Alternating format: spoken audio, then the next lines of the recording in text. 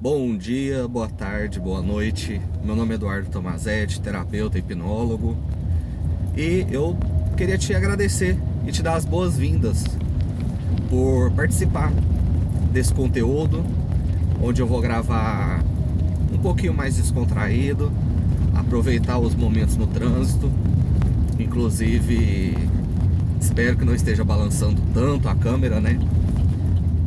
Vamos curtir um pouquinho esse tempo para a gente poder aproveitar aqui os 20, 30 minutos que eu tiver no trânsito, falar um pouquinho sobre alguns assuntos que possam ser bem interessantes.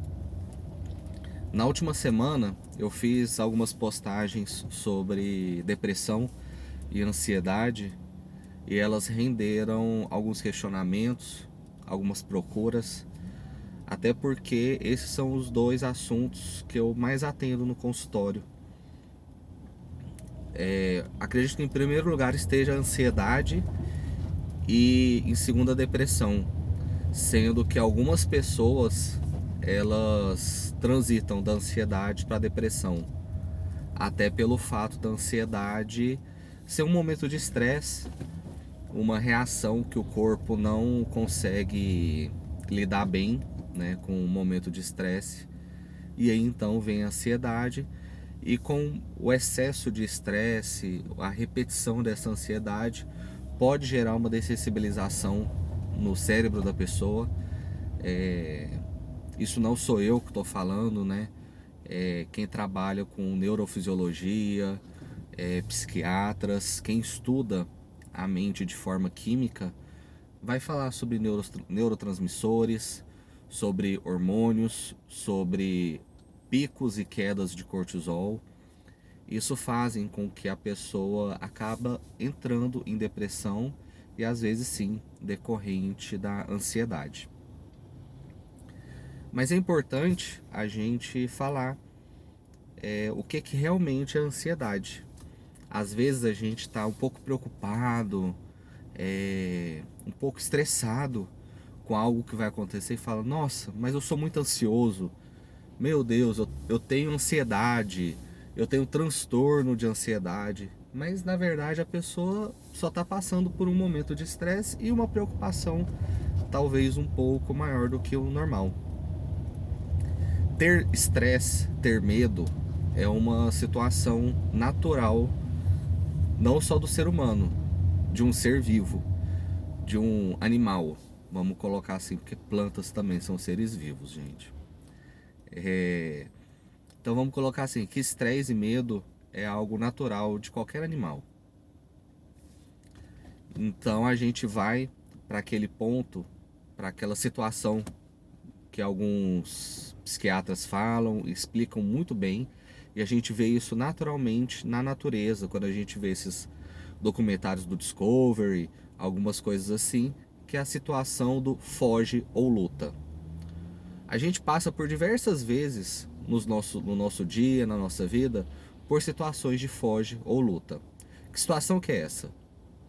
Vou dar um exemplo clássico que a gente vê do mundo animal. Às vezes alguma presa, algum roedor se depara com um predador e ele simplesmente trava. Ele chega a ficar duro, perninha pro alto. Isso é um momento de estresse tão grande que o corpo dele trava. O predador acha que aquilo ali tá morto já e acaba não se interessando. Veja que no momento de estresse, de medo tão grande, o cérebro daquele bichinho simplesmente travou. Alguns pinchers, eles têm isso daí. Tem pincher que, se ele tomar um susto, ele cai duro no chão e para voltar você precisa dar uns tapinhas na cara dele. É como se ele desmaiasse, mas é um mecanismo de defesa, que é para ele mostrar que ali já não tem mais nada.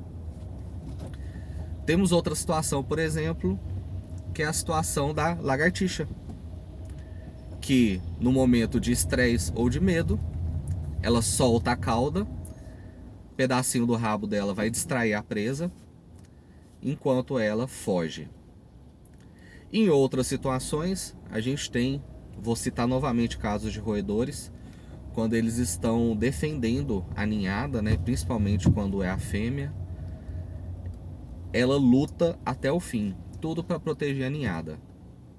Isso são exemplos da natureza, coisas que eu peguei aqui tentando puxar da memória, de vezes que eu assisti o Discovery Channel, mas a gente traz isso para nossa vida.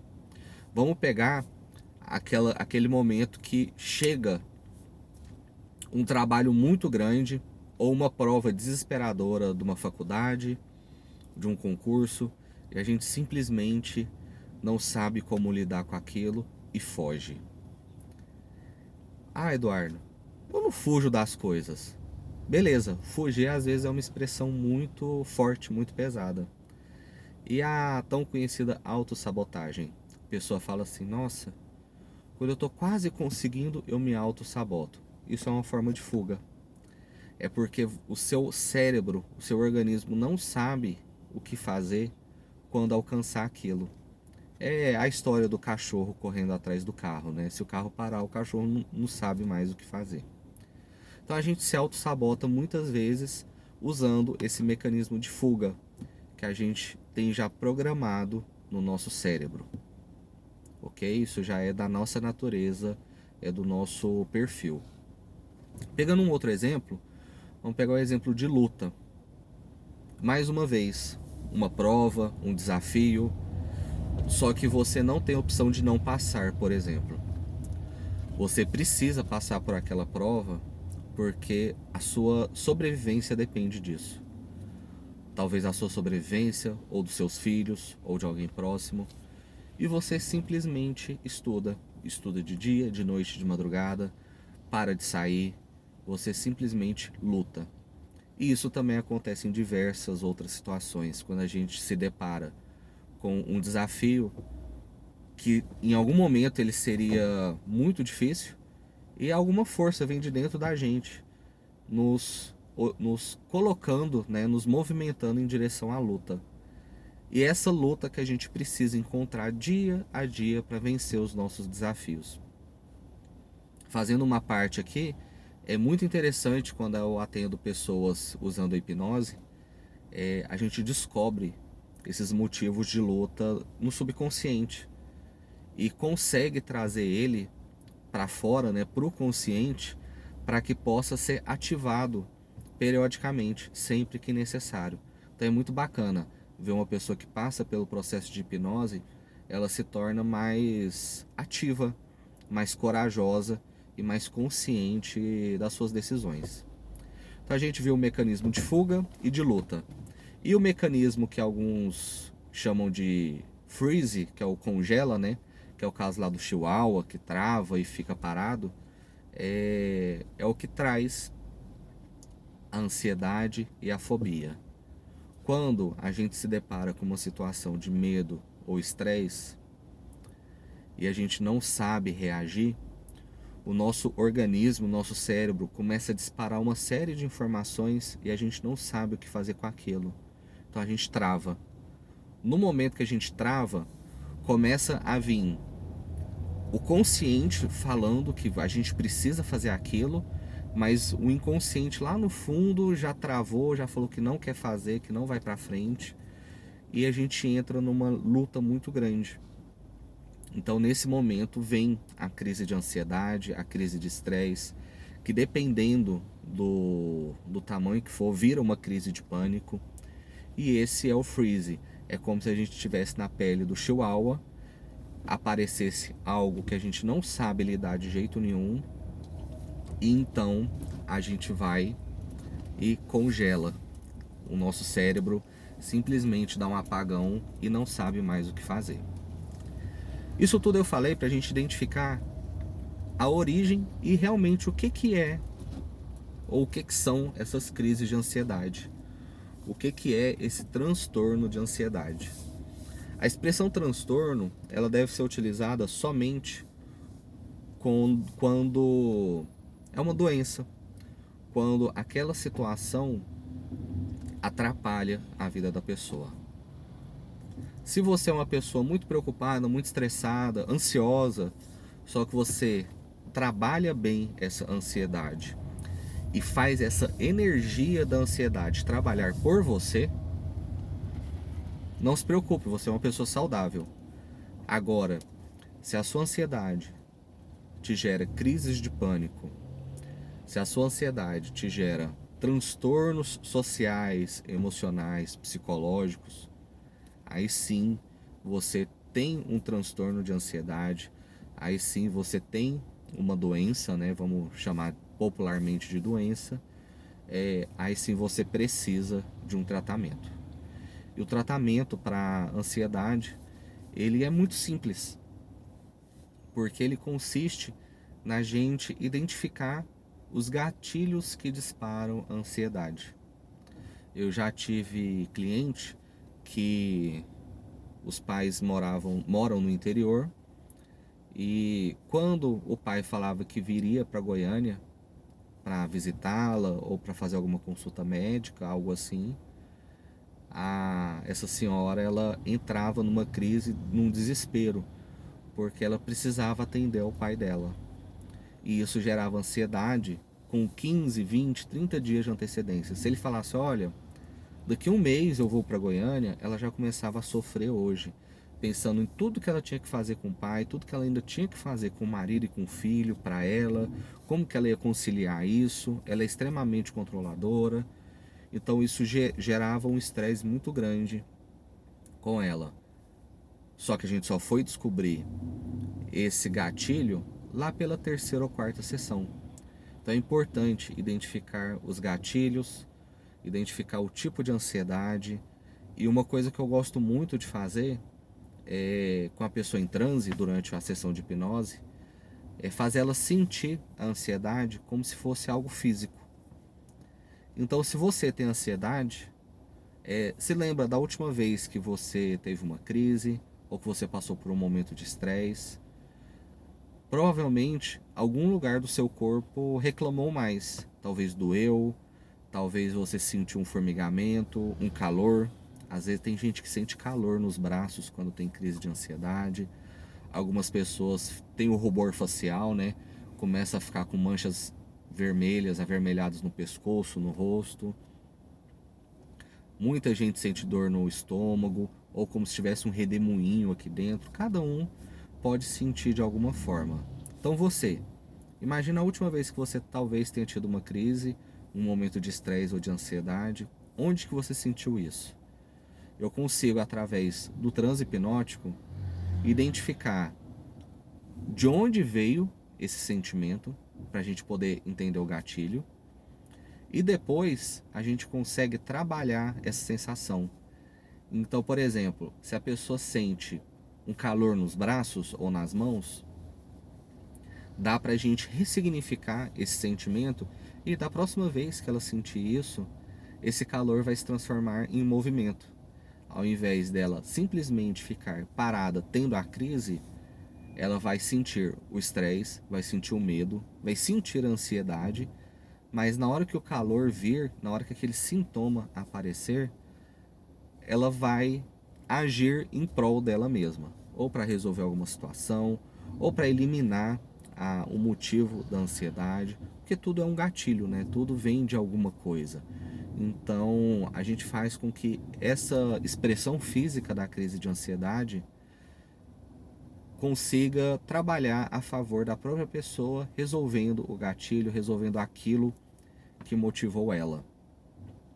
E é muito importante também a gente entender que quando a crise de ansiedade ela não é bem tratada, ou quando a gente deixa por muitas vezes ela acontecendo, como eu falei lá atrás, lá no início do caminho, acontece a dessensibilização. O corpo vai se acostumando com aquilo, vai se acostumando e começa a se tornar algo muito comum.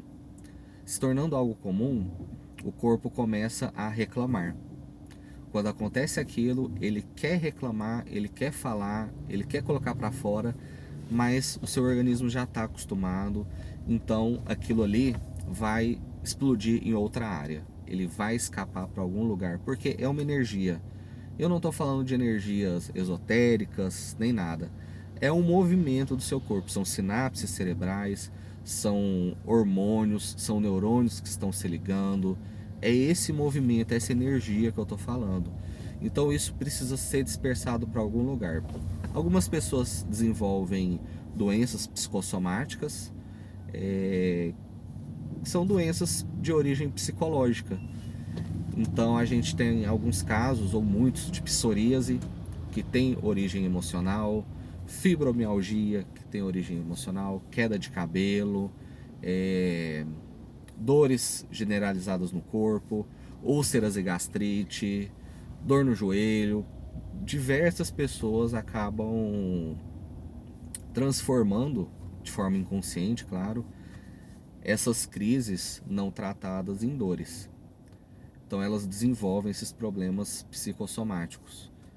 E a gente não pode diminuir esses problemas por conta de ser de origem psicológica. São problemas reais e devem ser tratados da forma correta. Outras pessoas ainda vão levar essa energia da ansiedade para fobias. Então a gente pega a pessoa que tem agorafobia, que é fobia de lugar aberto, fobia de gente. São pessoas que elas estão em constante estresse e o corpo já não sabe mais o que fazer. Lembra do Chihuahua? Então, é a pessoa que quando você coloca, por exemplo, num shopping center lotado, pode acontecer tanta coisa de errado, ela fica tão ansiosa, tão estressada, que o corpo trava.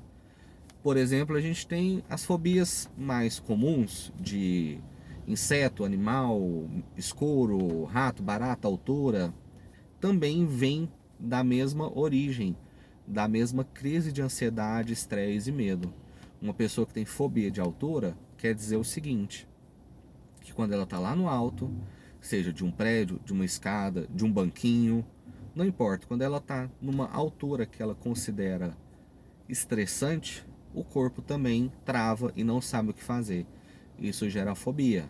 A mesma coisa, uma pessoa que tem fobia de sapo, rã e perereca, ela também vai desenvolver isso daí. Eu tratei uma colega uma vez usando hipnose conversacional